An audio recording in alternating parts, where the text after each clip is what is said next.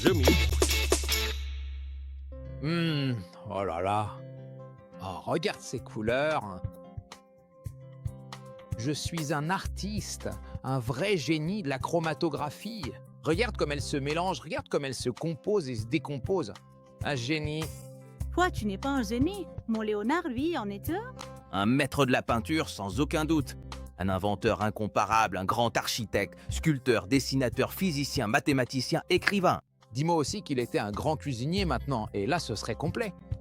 Bien sûr que oui. Léonard était passionné par l'art de la bonne table. Et comme si ça ne suffisait pas, il m'a peint le portrait le plus célèbre de toute l'histoire de la peinture. J'aimerais bien rencontrer ce Leonardo. Léonard de Vinci était Pietro de Vinci. Pour être précis, Léonard de Vinci. Tout ce qu'un homme peut devenir, Léonard de Vinci l'était déjà.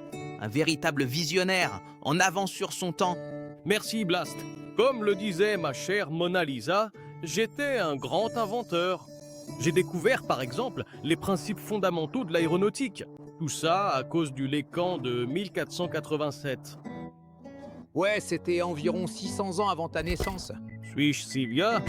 À la fois, j'étais également architecte et ingénieur militaire, spécialisé dans la conception d'armes et de véhicules de guerre. Mais parlez-nous de votre passion pour le corps humain. En effet, j'ai travaillé dur pour comprendre l'anatomie humaine et le fonctionnement du corps. J'ai dessiné des os, des muscles et des tendons. J'ai étudié le cœur et d'autres organes internes, ce qui était complètement novateur pour mon époque.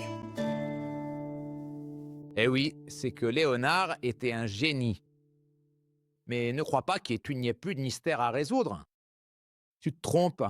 Le monde a besoin de génies comme toi et comme moi, bien sûr, pour percer ces mystères. Alors, les amis, au travail et à l'expérimentation.